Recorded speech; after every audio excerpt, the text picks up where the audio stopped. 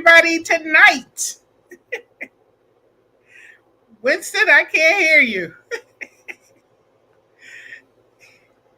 Well, I'm going to welcome you while he fixes his volume. I'm going to welcome you all to Black Family Table Talk. That's my other podcast. Let's talk theater live. Thank you for joining us. You are in for a treat tonight. I join you with my partner in crime, the president of our and chair of our board of the Atlanta Black Theater Festival, Winston Wilson. How's it going tonight, Winston? Okay, I think he's still having some audio problems. Can you hear me? Okay, he's going to drop out and come back. But you know what? Anyhow, we're going to move forward. We're having a little bit of technical difficulties, but that happens. Technology is great when it works, right? I am so excited about our guest today. I can tell you right now that this woman is an extremely talented writer, producer, director. She is everywhere. She hails from Nashville, Tennessee, and I don't know how many times she's been a part of the festival, but she has certainly been a staple since the beginning of our festival days. And we'll find out a little bit more about her, but without further ado, I'm going to introduce to some and reintroduce to others the incomparable Mary McCallum. Clap it up in the chat. Clap it up in the chat. Hi, Mary. How are you? I'm good, Mary. It's so good to see you. You too. I'm so happy to be here. I'm excited about the festival. I know, me too. Now, you're going to be bringing a very unique piece to this year's festival. Now, festival, for those who don't know, if you've been living under a rock, is this weekend. It's Labor Day weekend. We kick off on Thursday with a producer's reception and artist reception. And your play is going to be during our festival marathon. Yes. And it is called Summer Breeze. Yes. Tell us about the story and tell us about how many times have you been at the ABTF? I was trying to add it up the other day when we were on that call. I was like, I'm not sure, but it's been a lot. I think it started with my first show there was Singleville, and I've brought a couple of shows. We did a couple of school shows, and have done some shows with Keith Franklin there and New African Grove. So I'm excited to be back. Well, this is home for you. Yes. As far as we're concerned, we're excited to have you. Yes. And we've been working together on so many projects. And I'm just honored to be in partnership. And whenever you submit, it always goes to the top of my list anyway. Well, you got favor here. You looking at it, right? You definitely have favor here. I think Winston has joined us. So, hello. Winston, are you good? I am. Can you both hear me? Yes. That's yes. So great. So finally, great to see you, Mary. And like I said earlier, I have heard your name so many times over a number of years. And I'm so excited about your show this year. Yes, and thank you. It's going to be a phenomenal way to really put you together, or for me to actually finally hear the famous Mary join us. So it's giving me too much to live up to here. Well, thank you. I'm looking forward to it too. That's awesome. Well, you do have a reputation to live up to because you have certainly brought down the house several times and walked away with a couple of our trophies. That's true. So tell us about that. Yeah. Let's see. I think the last show we did there was Why Goodbye, as a 2-person show I did with Keith Franklin, and we won Best Playwright, I believe, 2 years ago. So yeah. And And one of my shows, 688, won a few awards there as well. So that was pretty exciting. That was one of the first times that we started traveling with that show, 688, which a lot of people have since seen the movie. So a lot of people who maybe didn't know of the 688 before know of them now. So that was one of the earlier shows that we got to do at the Atlanta Black Theater Festival as well. And I think the first awards we ever won for that show. So that was really exciting. so let's for the record, before Tyler Perry's 688, there was Mary McCallum's 688. That's Yes, right. ma'am. At That's the right. Atlanta Black Theater Festival. That's right. Exactly. You gotta get it right. Please I get got it right. proof. Yes. That we were first, but yeah. And it's a great show. Go ahead, Winston. I didn't mean to. It's such a presence to be around a creator who does what you do, Mary, for like all of the time and for a long period of time. So inspiring for me personally. Tell us a little bit about what's inspiring you now these days, especially with your show coming up at the ABTF this year. Tell us about what's going on with you, the energy, what's happening in your life that really keeps you excited. I think just getting to, work with different people and meet different people and just continuing to tell our stories, which is what, the Atlanta Black Theater Festival is all about. So, I'm always kind of looking, kind of what's the next thing that's going to fascinate me, pique my interest. And I actually was at the African American Museum in DC, and just kind of walking around looking at the exhibits, and they had this exhibit of all black resorts from back in the 50s and 60s, and that just kind of intrigued me the more I looked at it, because those places are pretty much gone now, and just kind of thinking about how in the heyday they were the only places we had to go, and then with integration, which was great, but then they kind of got caught in the mix there of now that there's all these places that we're able to go to, a lot of them ended up getting closed down or getting bought out or things like that. So I really kind of got intrigued by this exhibit and decided that I wanted to tell a story about that. So that's kind of where Summer Breeze came about. Wow. Yeah, so it's set in 1969 at an all-black resort that's really just trying to keep its keep its head above water. This is kind of a make or break summer for the resort, and besides all of that, we've got all these people coming in causing, chaos and drama and things like that. So I think it's a really fun show, and it's kind of nice to delve into that time period and tell this story. So I'm excited to bring it to Atlanta. Well, the one thing I love about your writing that I'm a fan of is how you develop characters. Those characters come to life. And I remember when I saw Why Goodbye, which was in the festival last year, it brought me to tears because I saw myself on stage. I mean, I literally, that was, you were singing my song, telling my story. What's it say? Sun in my pain. Right. And I was like, oh my gosh, what I love about it is the characters are so multidimensional. They're so well developed. And I think that's probably your secret sauce. The fact that you can bring a character that is so palpable that you can, if you can't identify, you definitely know somebody like it. What do you think about when you're thinking about the characters? And this particular piece has a lot of characters. Yeah.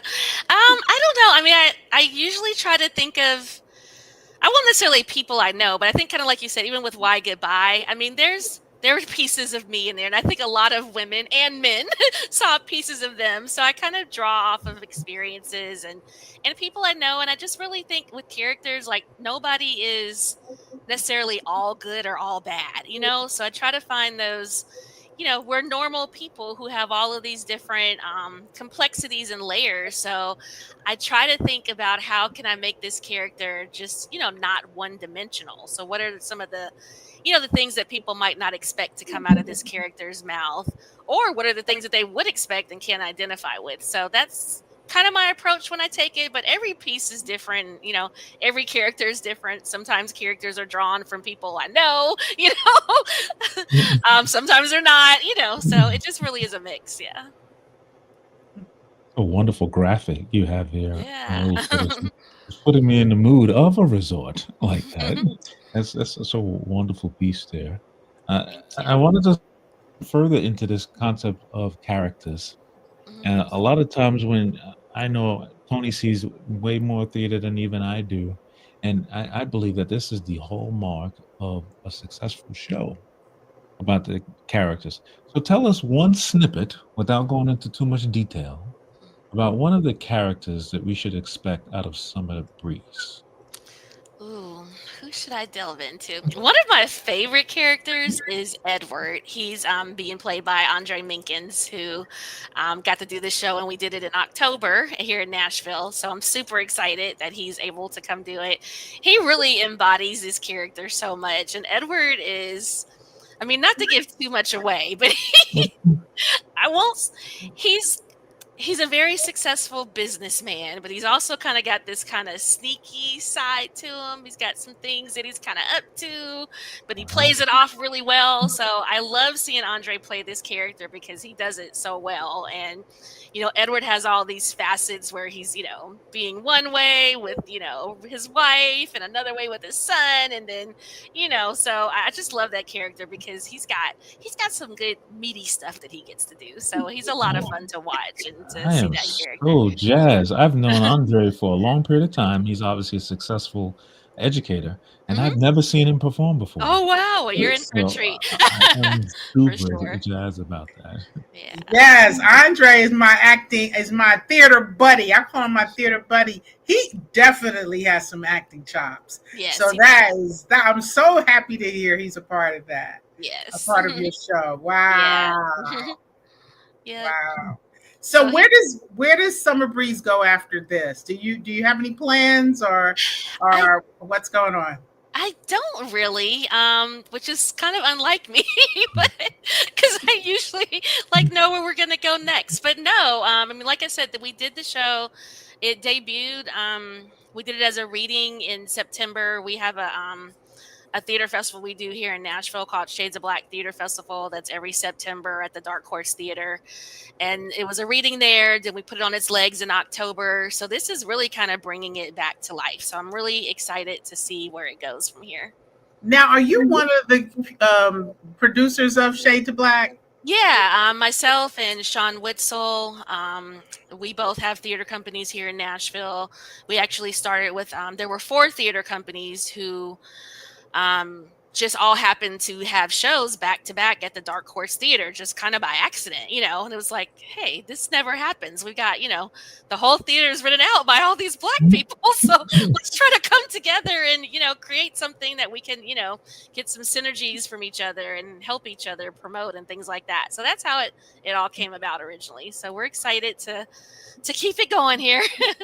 And I'm so happy to hear that. I always say that I think there should be a Black Theater Festival Yes, in every major city I've heard and, you say and that. even Yeah. small towns. So, because we have to tell our stories. Now, talk more about Shade to Black, because I want people to know about it. I want people to go and support and come out. And it's always during a time that I'm always committed to something else. I know. So I Yeah. know I haven't been able to come, but Trust and Believe is I've tried to come every year since I've known about it. But tell us more about it because I do want to promote it. I consider it a sister festival for us, or any festival that's doing black theater is a sister festival to us. Tell us more about Shade to Black. Yeah, so it's like I mentioned, every September in Nashville. It's at this space called the Dark Horse Theater, which is a really nice black house theater, black box theater. Sorry, it seats about 99 seats, and we just try to have a lot of activities throughout the month. So we have a bunch of original plays that are going to be showing. Keith Franklin's actually bringing his show, which is kind of nice because he gets to do it in Atlanta, and he wanted to, not have that be the end after putting in all this hard work. So we're really nice to bring Keith back to Nashville. He's always bringing me to Atlanta, so it's always nice to, be able to do that as well. And we do events. We always have a mixer where we kick off, where it's open to the community. We have free workshops that we do that are pretty much free to the community. We have like a movie night where we show some original indie films from people in Nashville. So we try to make it a variety of events to hold people's interest and help spread the word about the arts that are going on in Nashville, because a lot of people don't know that we have all these Black theater companies in Nashville and the amazing things that are being done. So just a chance to showcase that. I, Yeah, definitely. I am with Tony on the fact that there should be a theater company in every single city, Mhm. especially a And black one. Theater we're festival. small. Yeah, Yeah. Yeah, we're a and small festival. We're not Atlanta Black Theater Festival level yet, but I believe that there should be like a green book of where people should mm, go that's a great of, idea, actually. Yeah. all these festivals that exist out there. You as a writer, tell us a little bit about that. Like, are you a methodical, like, let me make an outline about what I'm gonna write about, or are you like a pouncer, which is sort of like who I am, and it's like I'm just gonna start and then start going from there. Tell us about your writing approach. I try. I'm kind of weird because I will noodle on an idea for like people are like, "How long does it take you to write it?" And it's might seem short, but I will be thinking about the idea for a long time, and then once I write it, I can start putting it down on paper pretty quickly, at least the first draft. But there are times when I do try to do an outline, especially when I'm up against the wire and I'm like, where is this going? What am I? That's all. I have to kind of take a step back and be like, okay, I know these are the things I want to happen, and this is where I need to get. But I can't say that I'm always as organized as that. I always say I kind of feel like a fraud because I wasn't really formally trained in writing. It's just kind of something I just decided one day, hey, I've got this theater company, I've got this great group of actors. I can't find the right play that I really want to, do with these people. So I'm just going to decide to write something. And it just kind of, grew from there. So I try to learn all the tricks of the trade and things like that. But I'm not always as, good with, having that method. I'm more of a think about it forever and sit down and try to start, writing it out. Well, you mentioned something. You talk about formal training, Mhm. and that is so important. I am one that believes that everybody should study the craft, and it's particularly theater. And I always say theater is the only thing that everybody thinks they can do without training. But it is certainly one that is not a traditional route for a lot of us practitioners. Mhm. Because I can tell you, and I mentioned it in other podcasts before. If I told my father I was going to major in theater, uh, he would have literally said, "You bringing your butt home. I am not paying Howard University tuition for that." Yeah. And I did go to Howard, but I've been doing. My sister and I have been doing theater since we were 9 and 10 years old. My sister would write, and we would produce plays in our backyard, and so I, I don't. I don't even know if a lot. Well, nowadays it's a little bit different because we have access to so much. Mhm. But that's one of the things that I want people to know about the Atlanta Black Theater Festival. You can come and bring your work, and we will use our networks and our connections to help develop your script. And that's what the reading series is all about. Now, Mary, I don't know, you landed and started winning awards from day one. So, but that doesn't mean that you can't work on it. And Yeah, for sure. yeah, but go ahead, talk on that. No, I just agree with everything that you said. And the great thing about festivals, and I mean, don't get me wrong, not every, I mean, don't get me, yeah, everything I write doesn't just immediately turn out like, oh, some of it takes, a lot of tweaking. Some of it, I'm like, I don't know what I was thinking. This is not a good idea. Scrap, and I don't do anything with it. So I have been very fortunate to have had success. And once I really started getting into it, I took screenwriting classes and things like that to better my understanding of the correct way to tell a story. I mean, I think some things do come naturally to some people, but there's still ways to, like, learn more to make it even better. So I definitely try to learn as much as I can. So I still, take classes when I can, go to seminars, but the readings, like you were saying, are a great way to test out your work. And, I'm fortunate to be able to have access to do that here in Nashville. And then, of course, the Atlanta Black Theater Festival gives you that opportunity as well. So I agree wholeheartedly with what you said in terms of just having that opportunity to have it read out loud and have an audience. Most of my things do start that way, not all of them, but I have done a lot of readings and gone to a lot of festivals and try to do as much as I can to just to learn more, to get feedback, and all that's always been very helpful. I'm looking at all of the pictures from everybody up at Martha's Vineyards, because this is the weekend. This is the week that a lot of people go to. Black folks and a lot of people I went to Howard with. That it's like a Howard reunion up at Martha's Vineyard, and I'm thinking about your play and how Black people do. We used to convene at beaches and what was lost. So tell me more about the plot around that without giving away too much. Yeah, so Rose is the proprietor of the Summer Breeze Resort, and she has two daughters, Clara and Alice, who are old. Clara is the younger daughter. She just graduated from high school.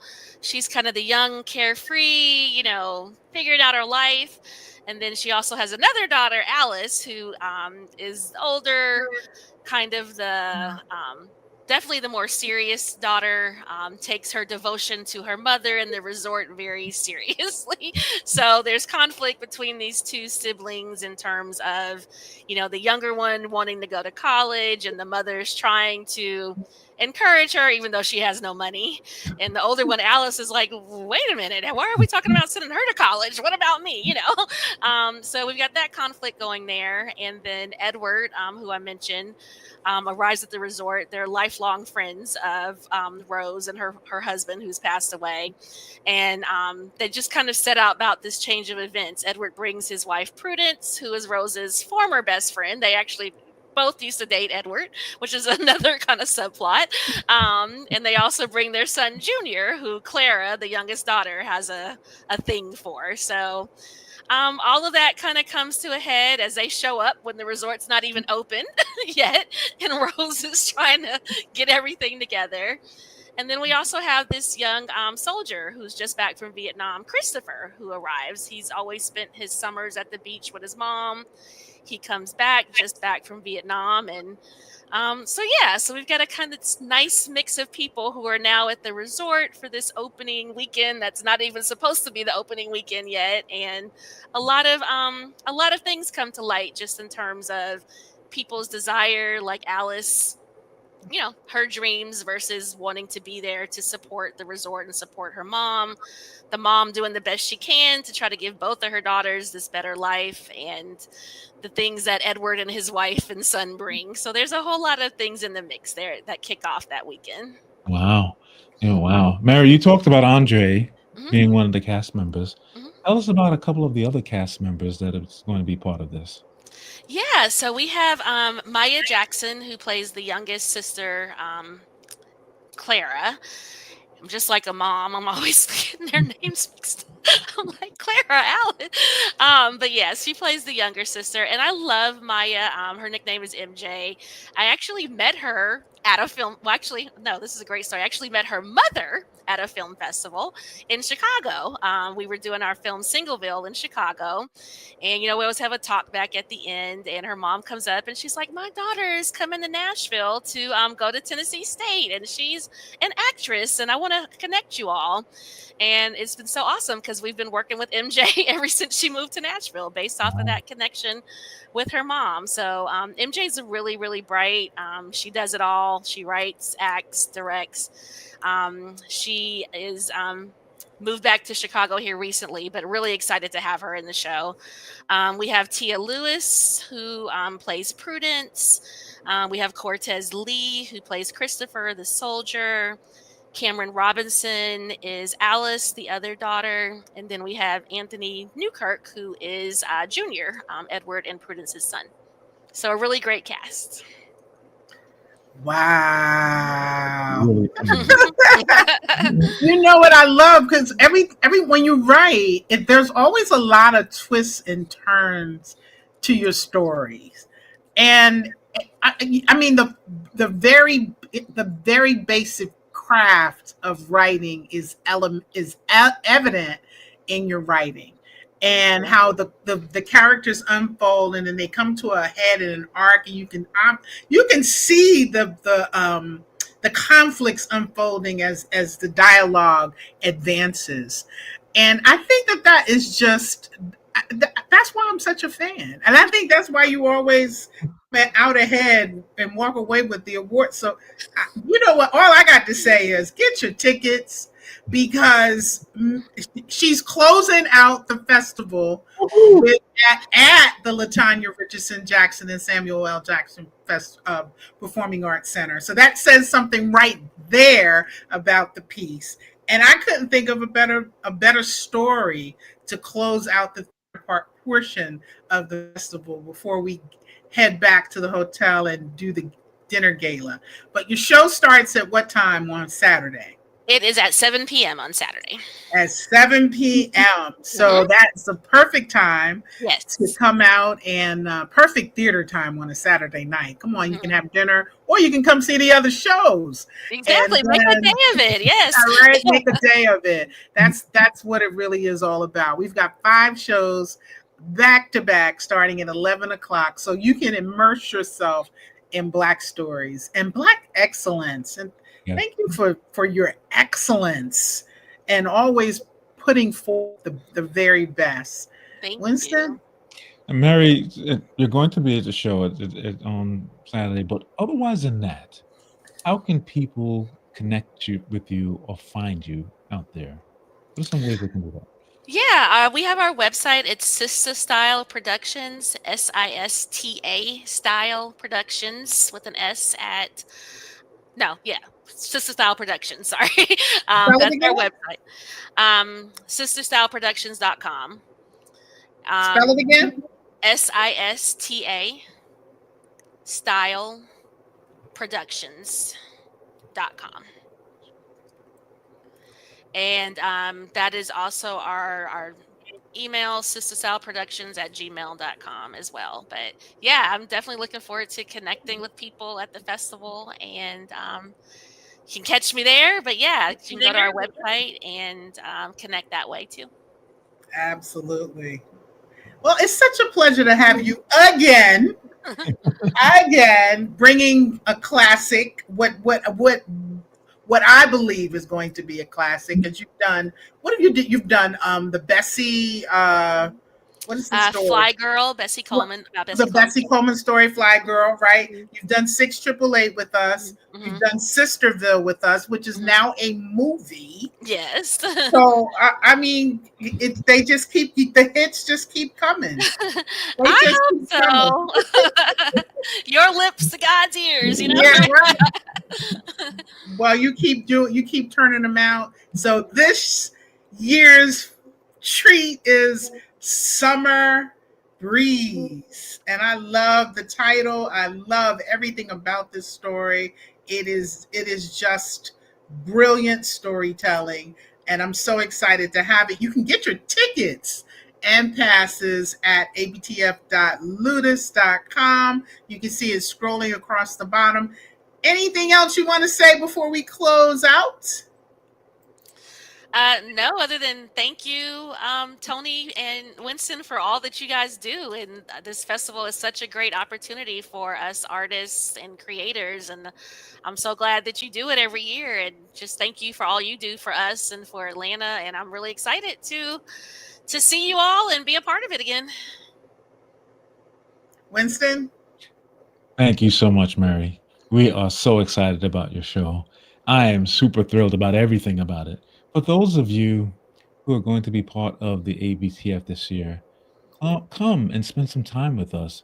This is going to be history in the making. Every time you go to see a theater production, your life is changed.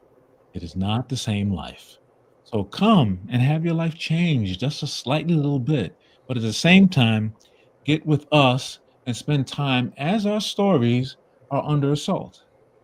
I personally, and I know Tony and Mary feels the same way, I personally feel that our stories will never be diminished, will never be erased.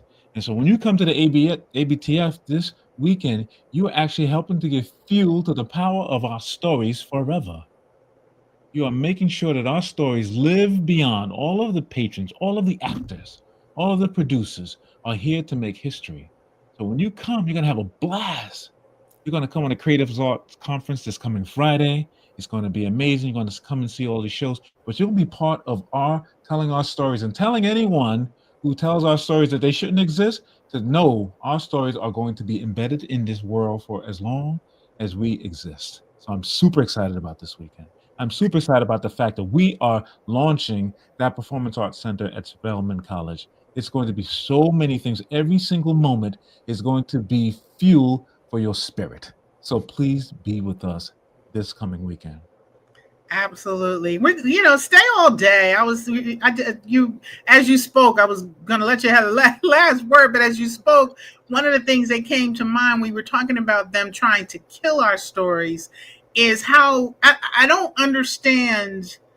And this may be a controversial statement. I probably should quit while I'm ahead, but I don't understand what people are thinking right now, because sometimes sometimes I panic, and then I see things like the ABTF and like Shades of Black Theater Festival and like the International Black Theater Festival, and I'm compelled to want to go and support. I'm compelled to want to share what's happening and get people fired up about it. Yeah. And I just hope that other people share that same type of enthusiasm, because if we don't do it, then who will? Like, who's going to support us if we don't support each other?